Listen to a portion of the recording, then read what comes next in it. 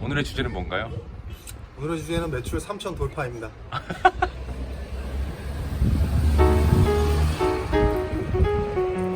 안녕하세요.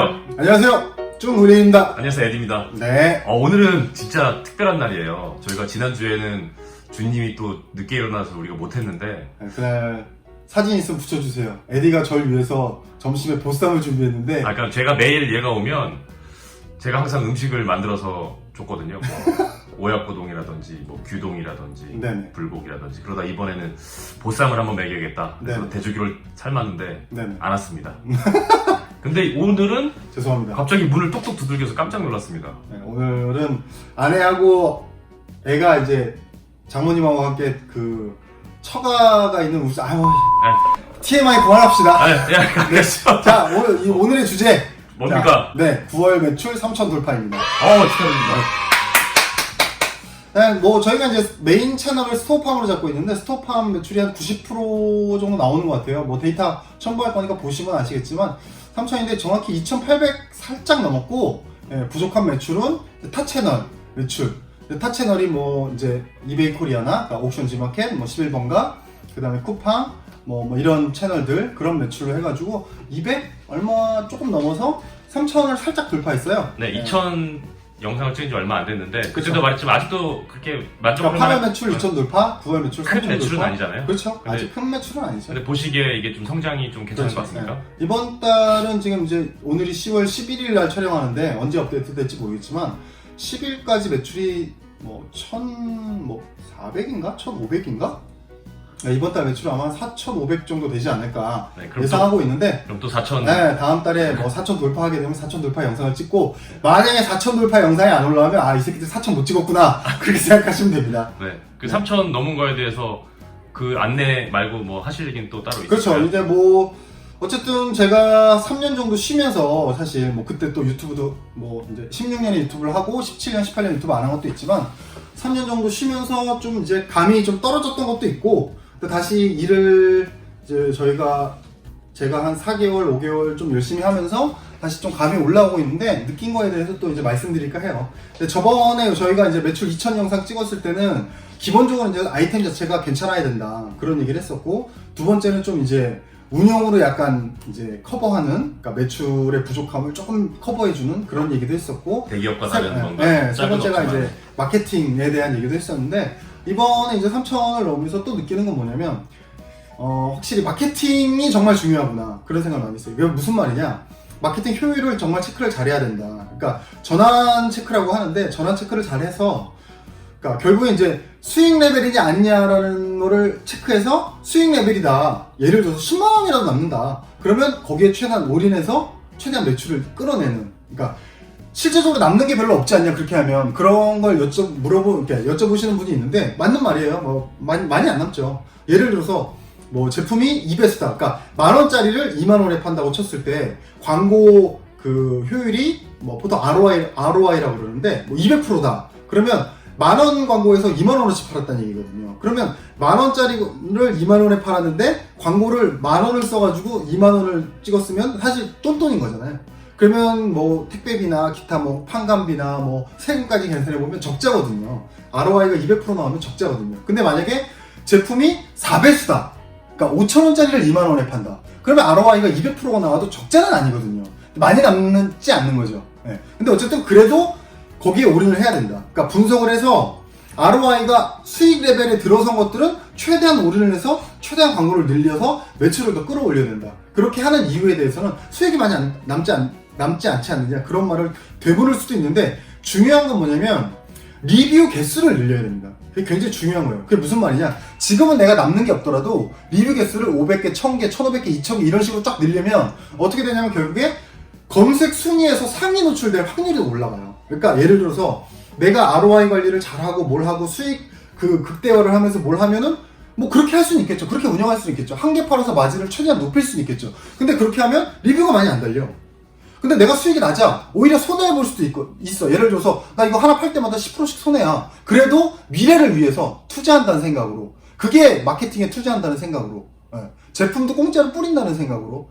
리뷰 개수를 늘리기 위해서. 그래야 상위 노출이 되거든요. 상위 노출이 되면 될수록 확실히 판매량이 느는 게 보여요. 그게 무슨 말이냐?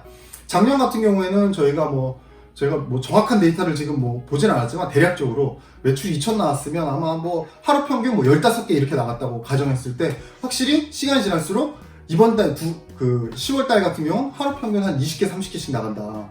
그런 체감을 느낄 수가 있거든요. 그러니까 여기서 수익으로 계산했을 때 얼마가 남느냐는 또 별개의 문제긴 한데 어쨌든 최대한 지금은 매출을 끌어올리면서 물량을 많이 뽑는 데 집중해야 된다는 거예요. 그 이유는 아까도 얘기했지만 리뷰 개수를 늘려서 상위 노출을 위한 거죠. 확실히 노출 순위가 점점 당겨지고 있어요. 그게 무슨 말이냐? 제가 하는 아이템에 네이버 쇼핑에서 검색을 하면 쇼핑에서 1페이지부터 뭐 몇백 페이지가 나올 거 아니에요. 그럼 예전에는 10페이지 이후 10페이지 이후에 저희 제품이 노출이 됐는데 이제는 거의 뭐 6페이지, 7페이지까지 점점 순위가 당겨지는 거죠. 앞당겨지는 거죠. 그러면 여기서 만약에 제가 매출을 5천, 뭐 6천 이렇게 끌어올리면 2페이지, 3페이지 이렇게 노출이 될 거고 더 끌어올리면 1페이지에 노출이 될 수 있겠죠. 그 다음에 이 상위 노출할 때는 뭐 이제 묶는다는 게 있어요. 가격 비교로 묶는다 이때 더 이제 노출이 되는데 그거는 제가 다른 영상으로 한번 찍어서 최대한 네이버 쇼핑은 상위 노출하는 방법 뭐 이런 식으로 영상을 하나 따로 찍어서 그렇게 말씀드릴게요. 그래서 결국엔 마케팅 전환 체크 같은 걸 통해서 수익 레벨 혹은 아주 근소한 적자라도 최대한 물량을 많이 뽑는 쪽으로 집중하자. 저는 개인적으로 그게 맞다고 생각합니다. 제 개인적인 생각입니다. 뭐 무조건 이게 진리다 이런 뜻이 아니라. 두 번째는 이제 라인업이에요. 라인업. 저희가 이제 크게 세 가지 라인업이 있는데 세 가지 라인업으로 지금까지 하고 있는데 이걸로는 예를 들어서 매출을 제 개인적인 생각으로 물론 이걸로도 1억이 될 수도 있고 2억이 될 수도 있고 모르죠 어떻게 될지. 근데 제 개인적인 생각으로 왠지 5천 6천쯤 되면 왠지 좀 성장의 한계가 올 것 같다. 저는 개인적으로 그런 생각을 하고 있어요 스스로. 그래서 지금 현재 라인업을 이제 4개로 늘리려고 준비를 하고 있거든요. 새로운 지금 OEM 업체를 좀 돌아다니려고 하고 있어요. 다음 주에도 미팅이 2건 잡혀 있고 라인업을 늘리고 그 다음에 이제 그 라인업이 또 생산되면 지금이 10월이니까 아마 제품은 11월쯤 나올 확률이 높겠죠. 뭐 빠르면 11월, 좀 늦으면 12월 초가 될 수도 있고. 그러면 그때 제품이 나올 때 또 12월 말이나 1월 초에 또 새로운 제품 그런 식으로 2달에 하나씩 라인업을 좀 늘려갈까 이런 생각을 하고 있어요. 2-3달에 한 개씩. 라인업이 늘면 느는 만큼 또 플러스 알파 되는 매출이 있을 거 아니에요. 예를 들어 10%라도 매출이 늘었다, 뭐 5%라도 늘었다. 그럼 매출 포지션이 점점 커지니까. 그래서 결국에는 근데 문제는 라인업을 늘린다는 거는 결국 투자금을 더 넣는다는 거거든요. 그러면 투자금이 우리가 내가 뭐 이재용이야. 그러면 투자해 이러겠지. 한 개가 아니라 야 10개 투자해 이러겠지. 근데 우리는 이재용이 아니잖아. 그러니까 결국엔 마케팅에 들어가는 돈도 투자고, 그죠? 그 다음에 뭐 비용 지출로 볼 수도 있고 투자로 볼 수도 있고 하여튼 간에 어쨌든 지출이고 라인업에 투자하는 그것도 지출이죠. 그러면 우리는 버짓이 한정돼 있는데 여기에 투자하는 게 맞아? 여기에 투자하는 거 맞아? 그거를 잘 고민해봐야 되겠죠. 그게 무슨 말이냐? 내가 마케팅을 지금 지출할 수 있는 비용이 예를 들어서 500만 원이야. 500만 원인데 내가 여기다 1000을 지출하려고 그러면 1000을 지출할 수도 있어요. 물론 할 수 있는데 과연 그게 맞냐? 그건 내부적으로 잘 분석을 해봐야겠죠. 내가 500만 원인데 지금 최대한 효율을 더 뽑아도 내 생각에 700 정도면 될 것 같은데? 여기서 500을 1000으로 늘리는 것까지는 의미가 없을 것 같은데? 그런 거를 스스로 판단을 잘 해야 돼요. 그러면 700까지 그럼 늘려보고 나머지 금액으로 라인업을 늘리자. 그거 판단을 잘 해야 되는 거죠. 아니면 내가 여기 500에 이 정도 매출이 나왔는데 내가 1000까지 늘리면 더 많이 나올 수 있을 것 같아. 그러면 라인업을 늘리는 건 잠깐 미루고 마케팅에도 올인해야 되는 거죠. 그러니까 그 판단을 되게 잘해야 되는 거예요.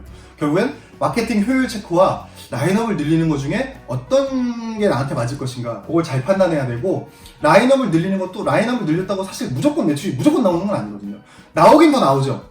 근데 예를 들어서 제가 화장품 할 때 좀 힘들었던 게 뭐냐면 2013년에 매출을 정확히 기억 안 나는데 한 20억 정도 찍은 것 같아요. 2013년 매출 20억 찍었을 때 제가 그때 수입 브랜드도 있었고 자체 브랜드가 있었는데 자체 브랜드 제품이 3개인가 4개밖에 없었어요. 수입 브랜드는 그대로 하는 거고, 근데 매출이 20억인데 자체 브랜드 제품이 4개밖에 없으니까 이거는 이제 무조건 된다. 이건 터진다. 왜냐면 수익률이 막 30%씩 나오니까, 수익이 6억 이렇게 나오니까, 그러니까 911도 사고 막 그랬던 거죠. 그런 상황에서 2014년에 이건 이제 엄청나게 확장을 해야 되겠다. 왜냐면 되니까. 그래서 그때 저희 계획이 뭐냐면 한 달에 한 개씩 신제품 런칭하는 계획을 세웠어요. 그래서 신보에 가서 보증해가지고 대출도 2억 더 받고 이미 회사에 자금도 있는 상태에서 추가적인 자금도 투입해가지고 한 달에 하나씩 신제품을 추가하겠다 계획하고 직원도 더 많이 뽑고, 그래서 내부적으로 투자를 굉장히 많이 해서 한 달에 한 개씩이면 1년에 12개 제품이 나온 건데, 매출이 20억인데 제품이 4개밖에 없었는데, 한 달에 12개의 신제품을 낸다고 하면, 예를 들어서 개당 투자 금액이 2,500에서 3,000씩 되면, 12개면 거의 한 4억 가까이 투자한 거잖아요. 마케팅비까지 하면 4억 이상 투자했을 텐데, 근데 문제는 그 12개 제품 중에서 실제로 반응이 온 게 한두 개밖에 안 되는 거예요. 그러니까 갑자기 2015년에 회사가 갑자기 어려워지는 거죠. 그러니까 2013년에 제품 라인업이 4개밖에 없는데 매출이 20억인데 2014년엔 라인업이 뭐 10몇 개를 늘었는데 매출이 20억이야. 그러니까 2015년엔 갑자기 급격하게 상황이 안 좋아지는 거죠. 이게 또 유통기한은 있고 회전은 돼야 되는데 안 되고. 그러니까 라인업을 늘린다는 게 무조건 좋은 건 아니거든요. 그러니까 아까도 얘기했지만 라인업을 늘리는 것과 마케팅의 효율에 집중하는 것, 그게 어떤 게 맞냐, 두 개를 병행하는 게 맞냐, 그거를 잘 판단해서 해야 된다.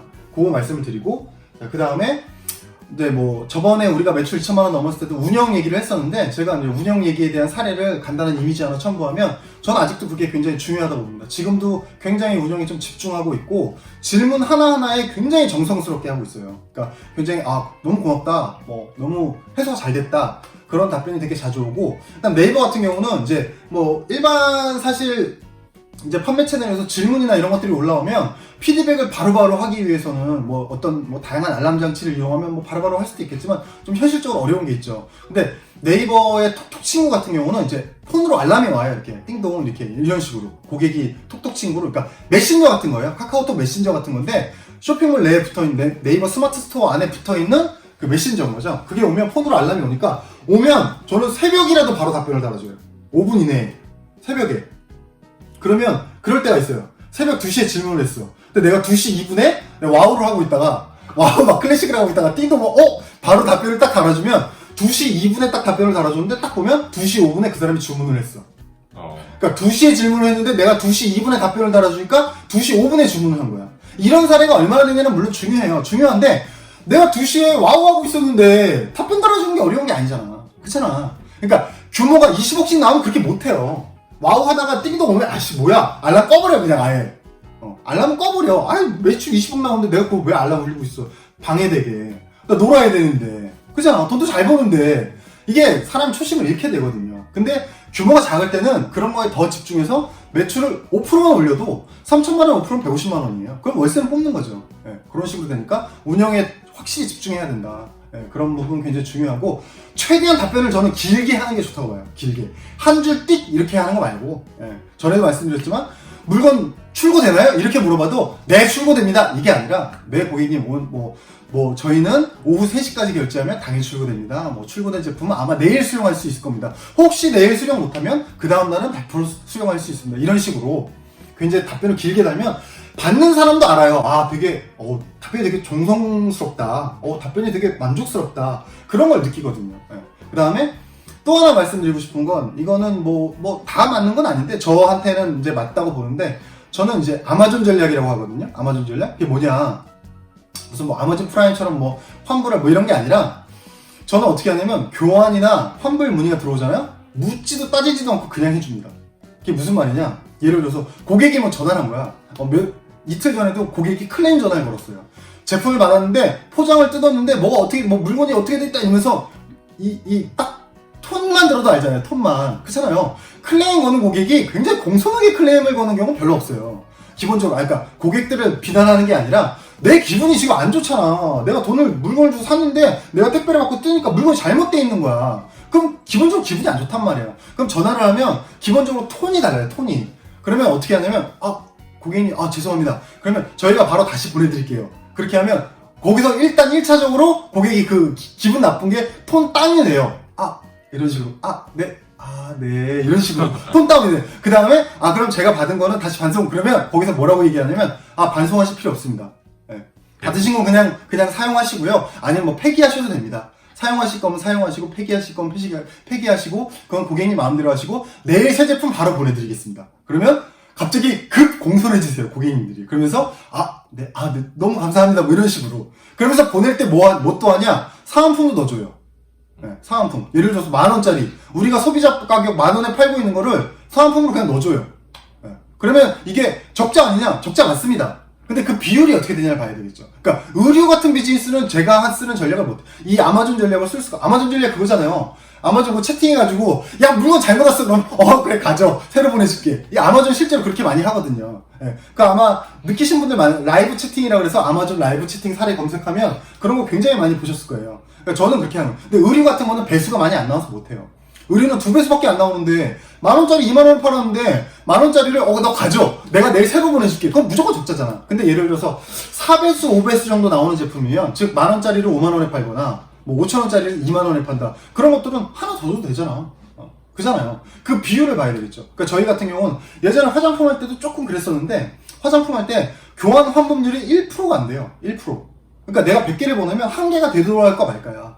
그러면은 그런 전략을 써도 되죠. 지금도 저희 마찬가지고 저희 환불률이 교환 환불률이 0.5% 미만이에요. 0.5% 미만. 그러니까 한 달 내내 교환 환불 들어오는 거를 교환이 들어와도 예를 들어서 A를 샀는데 저 B로 교환할게요. 그러면 제가 어떻게 하냐면 A 가지세요. B 보내드립니다. 이렇게 하거든요. 그럼 고객이 감동할 수밖에 없지 사실. 그런 전략을 쓰면 괜찮다. 근데 이거는 이제 배수가 큰 제품에 통한다. 배수가 작으면 어렵다. 네, 그런 말씀 드리고 그 다음에 마지막으로 드리고 싶은 말씀은 고객에게 작은 혜택이라도 줘라. 네, 그게 굉장히 중요합니다. 그게 무슨 말이냐? 예를 들어서 제품을 샀는데 고객에게 리뷰 쓰면 100원 준대. 그럼 쓰겠습니까? 솔직히? 저는 안 써요. 저는 뭐 제가 부자냐 가난하냐 이걸 떠나서 리뷰 100원 준다 그러면 안 써. 근데 리뷰를 1,000원 준다는 거야. 1,000원 주면 좀 쓸만하잖아. 왜냐면 네이버에서 네이버 리뷰 쓰는데 10초도 안 걸려요. 네이버 같은 경우는. 더군다나 네이버는 포인트를 받으면, 그러니까 개별 쇼핑몰이면 개별 쇼핑몰 적립금은 그 쇼핑몰밖에 못 쓰지만 네이버는 네이버 페이 포인트를 얻으면 네이버 쇼핑 전체에서 사용할 수 있거든요. 그잖아요. 내가 A라는 네이버 스마트 스토어에서 물건을 구매하고 적립금을 1,000원을 받으면 B라는 제품을 살 때도 그 1,000원을 쓸 수 있거든요. 그래서 네이버 스마트 스토어는 리뷰 비율이 굉장히 높아요. 즉 자사몰은 리뷰 비율이 사이트마다 좀 다르긴 하겠지만 제가 평균적으로 봤을 땐 10%도 남기기 힘들어요. 그러니까 10명이 사면 1명이 리뷰 남길까? 거의 그 정도 비율인데 제 경험상으로 업종마다 다르겠지만 저는 그랬어요. 근데 네이버 스마트 스토어는 제 경험상 리뷰 남기는 비율이 거의 한 40% 가까이 되거든요. 10명이 사면 4명 정도가 남겨요. 그러면 그 네이버 포인트를 예를 들어 100원 줄 거를 500원 주라 이거야. 500원 줄 걸 1,000원 주라 이거야. 그러면 더 리뷰를 많이 쓴다는 거지. 리뷰를 많이 쓰는 게 왜 중요하냐? 리뷰가 많이 달리면 고객이 구매할 확률이 높아지고 상위 노출될 확률이 높아진다는 거예요. 그러니까 이 작은 혜택을 통해서 고객이 리뷰를 더 많이 남길 수 있게 하고, 리뷰를 더 많이 남기면 다른 고객이 제품을 구매할 때 도움이 되니까 당연히 좋고, 그 다음에 리뷰 쓰는 사람들이 이왕이면 좋게 써주는 경향이 많아요. 리뷰를 막 정말 1점 주고 이런 사람은 그렇게 많지가 않아. 저희 같은 경우 5점, 그러니까 네이버 스마트 스토어는 5점 만점이거든요. 근데 보통 4.7점, 4.8점 이렇게 나와요. 그게 실제로 우리 제품이 4.7점의 가치를 갖고 있어서 그럴까? 뭐 저는 제가 뭐 이렇게 판매하는 제품이지 그렇게 생각하진 않아요. 그냥 서비스가 좋고 뭔가 혜택이 좋고 이러면 그냥 사람들이 뭔가 기분이 좋아져서 이왕이면 별점도 더 잘 주고 이왕이면 더 좋은 말도 해주는 거야. 배송이 빨라요 5점. 그냥 뭐 패키지가 예뻐요 5점. 괜찮은 것 같아요 5점. 이런 식으로 별 생각 없이 리뷰를 남기거든. 그러니까 우리가 리뷰 남기는 걸 생각해 보세요. 정말 아이폰 같은 리뷰는 그렇게 안 남기지.